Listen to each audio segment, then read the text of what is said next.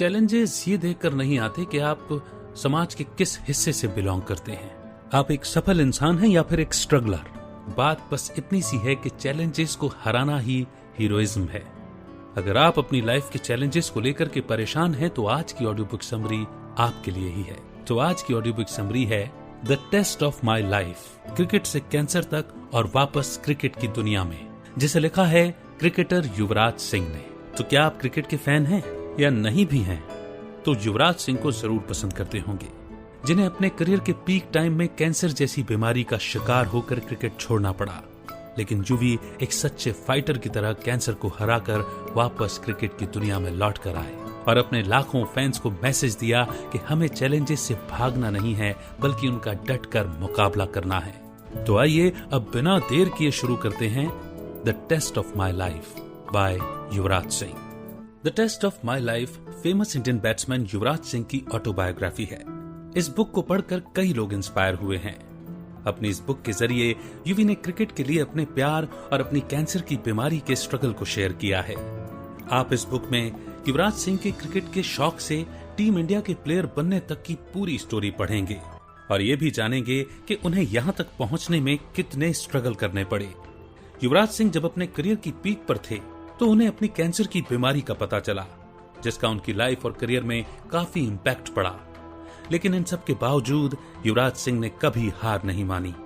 Yuvraj Singh cancer को हराकर cricket की दुनिया में वापस कैसे लौट कर आए, ये सब आपको इस बुक में पढ़ने को मिलेगा। उन्होंने ये बुक लिखी है और कैंसर पेशेंट्स के लिए यूवी कैन नाम से फाउंडेशन भी स्टार्ट किया, जो कैंसर जैसी गंभीर बीमारी को लेकर अवेयरनेस क्रिएट करती है। और यहाँ पर कैंसर पेशेंट्स को फ्री चेकअप भी प्रोवाइड किया जाता है। अगर आप एक क्रिकेट फैन हैं या फिर आप एक इंस्पायरिंग स्टोरी पढ़ना चाहते हैं तो ये बुक आपको एक बार जरूर पढ़नी चाहिए। All the way to India. बचपन से ही मेरा स्पोर्ट्स में इंटरेस्ट रहा है। स्कूल टाइम में मुझे हमेशा रेसेस और फिजिकल ट्रेनिंग का वेट रहता था। बाकी सभी सब्जेक्ट्स मुझे ज्यादा पसंद नहीं थे, इसीलिए मेरे ग्रेड्स भी अच्छे नहीं आते थे। मेरी फ्रेंड आंचल मुझे स्टडीज में हेल्प करती थी, बावजूद इसके मेरा स्कोर हमेशा एवरेज से कम ही रहा। एक बार की बात है, मैं अपने फ्रेंड्स के साथ बैटिंग कर रहा था तो गलती से शॉट एक आदमी को लगा जो स्कूटर से जा रहा था। बॉल उसे बड़े जोर से लगी थी। वो आदमी स्कूटर से नीचे गिरा और तुरंत उठकर हमारे पीछे भागा। ये बात मुझे आज तक क्लियर याद है। मेरे फादर ने यादवेंद्र पब्लिक स्कूल में मेरा एडमिशन करा दिया था। उस वक्त महारानी क्लब में इंडिया के famous batsman Navjot Singh Sidhu practice करते थे। एक दिन मेरे फादर मुझे उनके पास लेकर गए और सिद्धू से पूछा कि क्या वो मेरी बैटिंग देखेंगे। मेरे बैटिंग करने के बाद सिद्धू ने मेरे पिता को बोला कि ये लड़का क्रिकेट के लिए नहीं बना है। लेकिन मेरे फादर भी हार मानने वालों में से नहीं थे। उन्होंने सोच लिया था कि वो मुझे नेशनल टीम में जगह दिलवा कर रहेंगे। वो कभी भी डिस्करेज नहीं हुए और ना ही मुझे होने दिया। एक दिन सुबह सुबह मेरे फादर ने मुझे प्रैक्टिस करने को बोला। उस दिन काफी ठंड थी। मैं बेड में लेटा रहा और मैं यूं प्रिटेंड कर रहा था कि मैंने उनकी बात सुनी ही नहीं। थोड़ी देर बाद मेरे फादर मेरे रूम में आए और एक बाल्टी ठंडा पानी मेरे सर पे उड़ेल दिया। उस दिन मुझे उन पर बहुत गुस्सा आया। लेकिन जिस दिन मैं अच्छा परफॉर्म करता था मुझे लगता था कि मेरे फादर का एक ही सपना है कि वो मुझे एक ग्रेट क्रिकेटर बनता हुआ देखें। मुझे भी यही लगता था कि क्रिकेट ही वो चीज है जो मुझे फ्रीडम दे सकती है। मेरे पेरेंट्स के आपस में अच्छे रिलेशनशिप नहीं थे। मेरा छोटा भाई जोरावर मुझसे 8 साल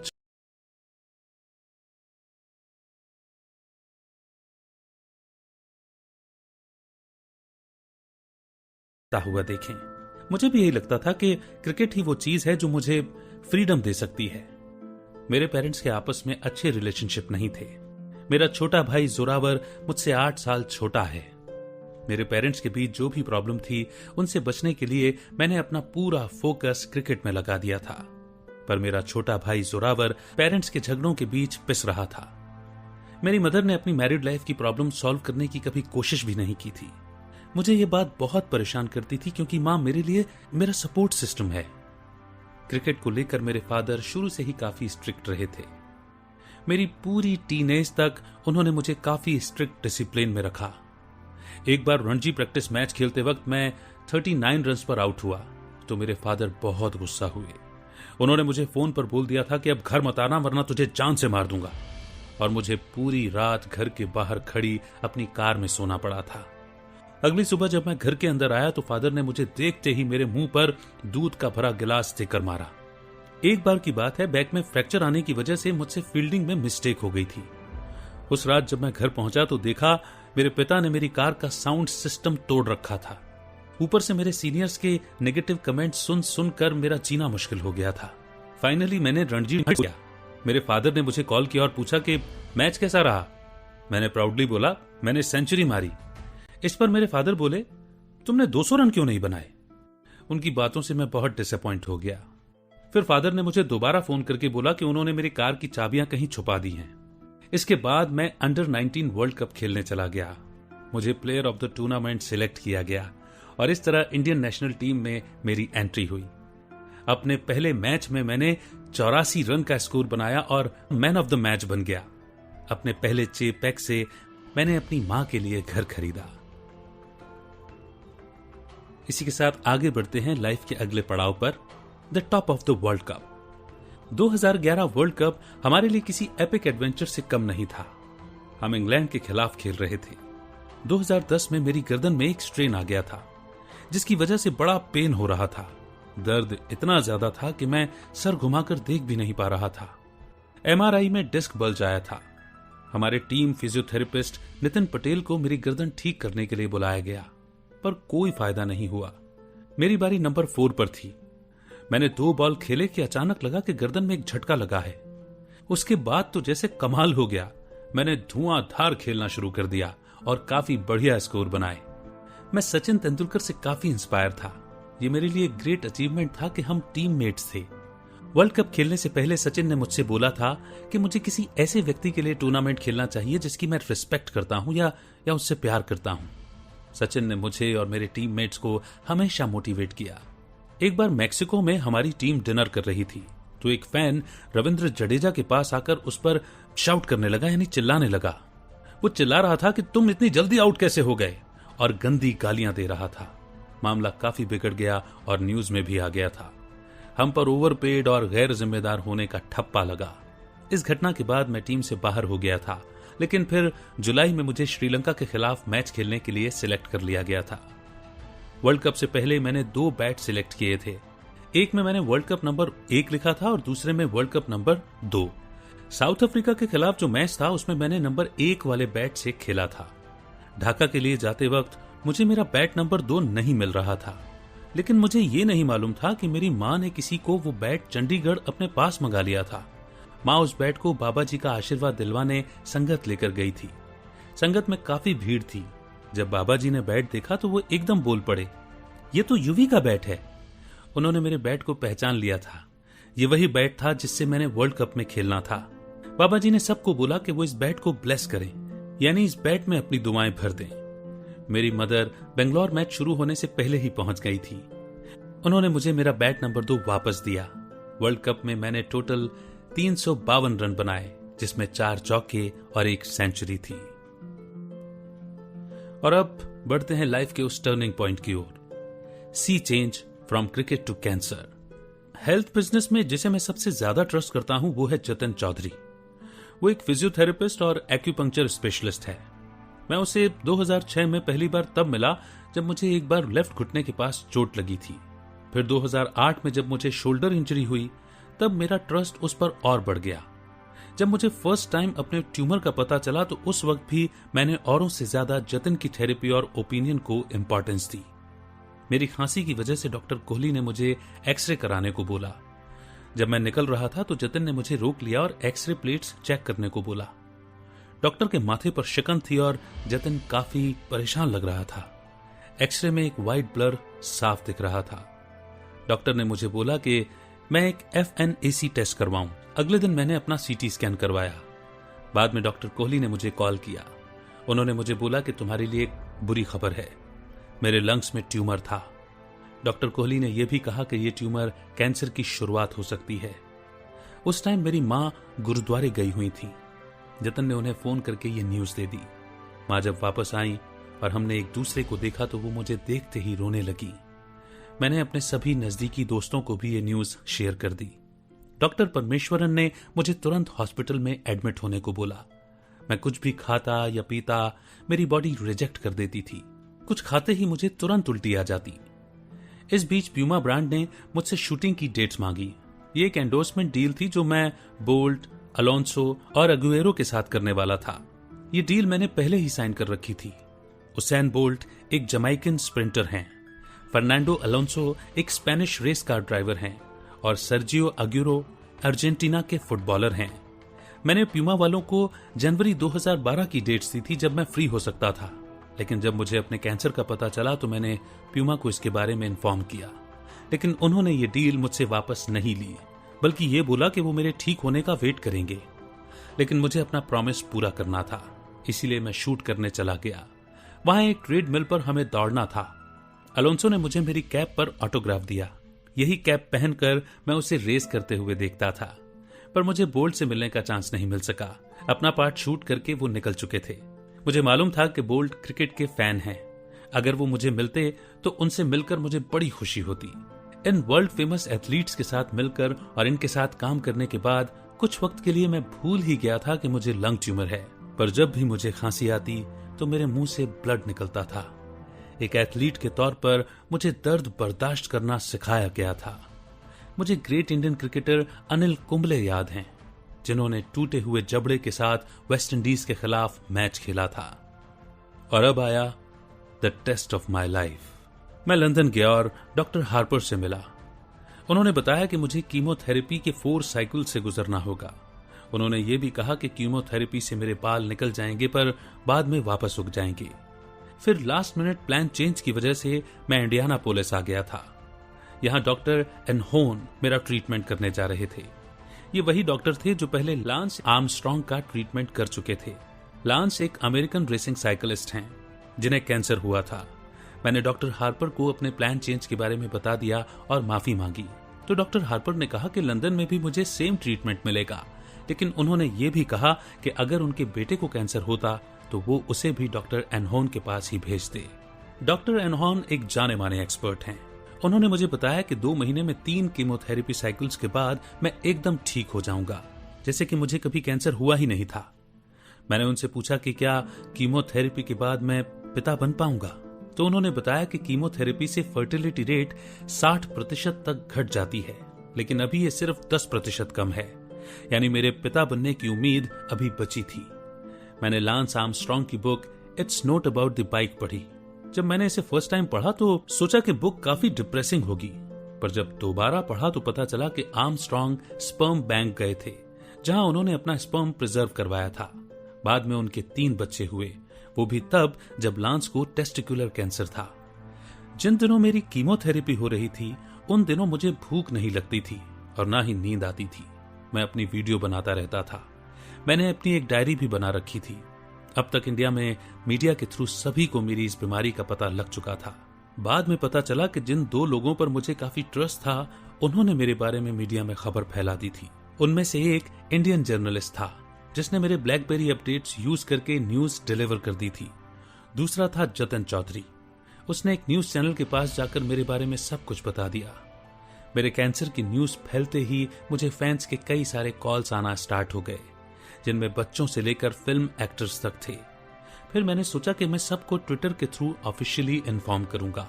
अपनी बीमारी के दिनों में मैं वीडियो गेम्स खेलता था या नेट सर्फिंग करता था। मेरी माँ ग्रोसरीज खरीद कर लाती और मेरे लिए खुद खाना पकाती थी। कीमोथेरेपी लेने के कोई 15 दिनों के बाद एक दिन जब मैं उठा तो अपने बेड पर बालों का गुच्छा देखा। मेरे बाल गिरने लगे थे। मैंने तुरंत डिसाइड किया कि मैं अपना सर शेव करा लूंगा, यानी गंजा हो जाऊंगा, और मैंने हेड शेव कर लिया। मैंने अपनी एक पिक ली और ट्विटर पर पोस्ट कर दी।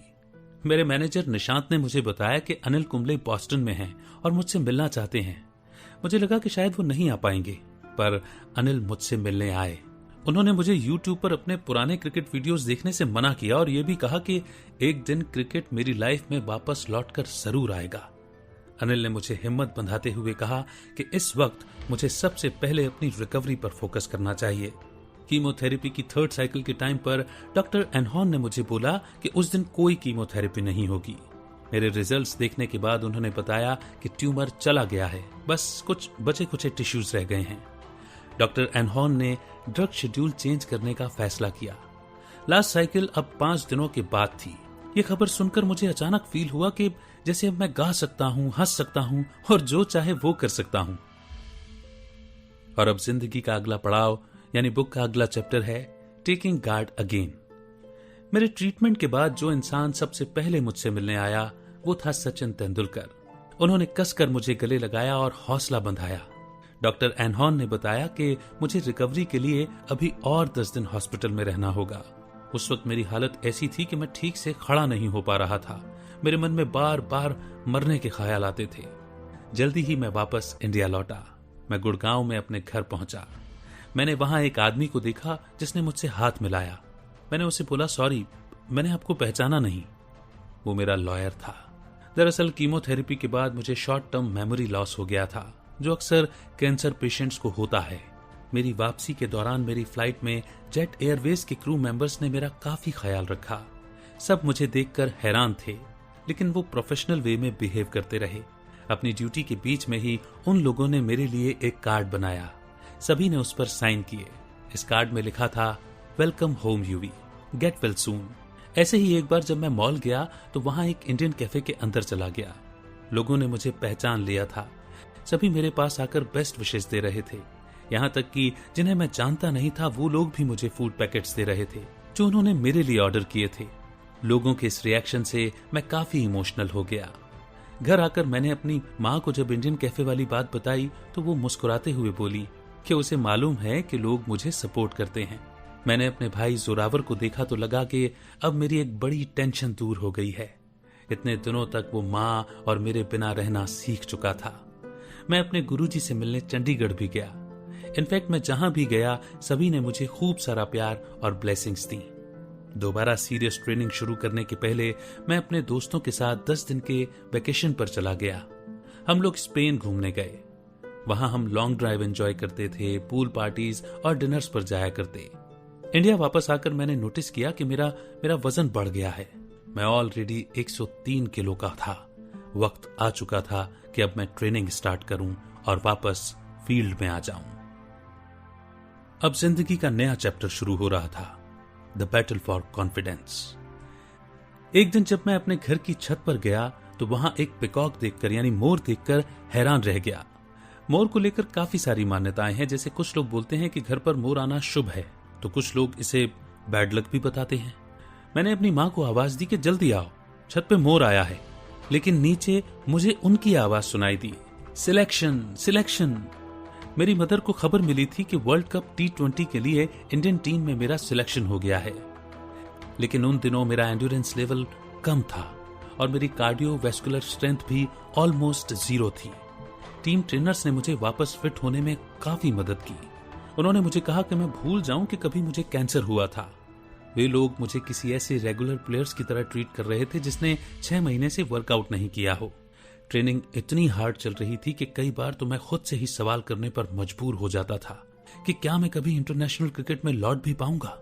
BCCI या board of control for cricket in India ने मेरा काफी ख्याल रखा। मेरी प्राइवेसी का उन्हें पूरा ध्यान था और वो मेरे सारे एक्सपेंसेस पे कर रहे थे। मेरी प्रोग्रेस चेक करते थे और फील्ड में उतरने का मुझे हर मौका दिया। ट्रेनिंग के वक्त मुझे यही डर रहता था कि कहीं बॉल मुझे हिट न कर दे या कहीं चोट न लग जाए। शुरू में हमने टेनिस बॉल से प्रैक्टिस की और फिर बाद में क्रिकेट बॉल से। T20 में मेरा सिलेक्शन हो गया है। ये न्यूज एकदम वायरल हो गई थी।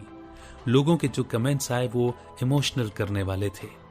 मेरी 3 महीने की प्रैक्टिस और मेहनत काम आई। हालांकि मुझे ये अच्छा नहीं लगा कि मेरे सिलेक्शन को मुझ पर एक एहसान की तरह देखा जा रहा था। अपने पहले मैच के लिए मुझे विशाखापट्टनम जाना था। वहां जिसने भी मुझे देखा, मेरे टीममेट से लेकर बस के ड्राइवर और सड़क पर बच्चों ने, सभी के सब मुझसे हैंडशेक करने के लिए आए। रवि शास्त्री मेरे साथ एक लाइव इंटरव्यू करना चाहते थे।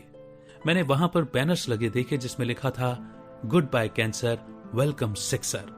जब मैं स्टेडियम में पहुंचा तो क्राउड ने खड़े होकर मेरे लिए चीयर किया और तालियां बजाईं।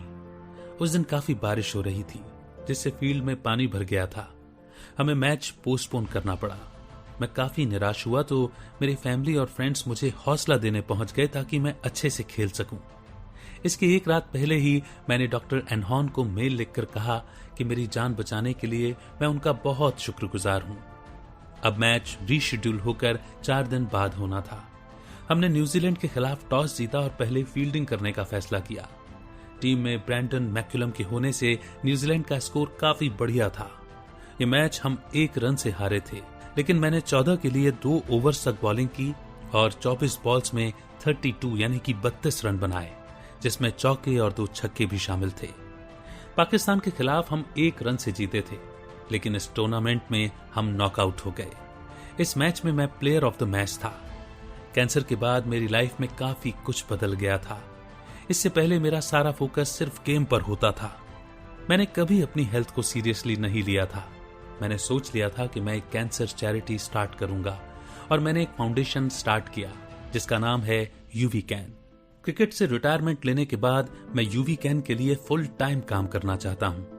अपने इस चैरिटेबल ट्रस्ट के जरिए मैं कैंसर पेशेंट्स की हेल्प के लिए फंड रेज करूंगा और इस बीमारी के प्रति लोगों में अवेयरनेस क्रिएट करूंगा। लाइफ में मैंने जो कुछ भी अचीव किया है, मेरे फ्रेंड्स, फैमिली और क्रिकेट, उसके लिए भी मैं शुक्रगुजार हूं। अगर मैं फिर कभी फेल हुआ तो मुझे मालूम है कि मैं एक ट्रू फाइटर की तरह फिर से खड़े होकर पूरी ताकत से फाइट कर सकता हूं। तो दोस्तों, इसी के साथ ये ऑडियो बुक समरी यहीं पर समाप्त होती है। पर हमें इस ऑडियो बुक समरी बुक में युवराज सिंह की पहले की लाइफ और स्पोर्ट्स के लिए उनके प्यार और पैशन के बारे में पढ़ा। क्रिकेट को लेकर वो कितने पक्के इरादों वाले थे और टीम इंडिया में जगह पाने के लिए उन्होंने कितना स्ट्रगल किया, ये सब हमें इस बुक में पढ़ने को मिला। इस बुक से हमने जाना कि इंडियन क्रिकेट टीम में आने के बाद यूवी की लाइफ कैसी थी और उन्हें कब अपने कैंसर का पता चला। यूवी ने कैंसर से एक लंबी फाइट की और लास्ट में एक विनर बनकर इस बीमारी से बाहर आए। ये एक ऐसी मोटिवेशनल बुक है उन लोगों के लिए जो अपनी लाइफ में कई तरह के चैलेंजेस फेस कर रहे हैं। उम्मीद करते हैं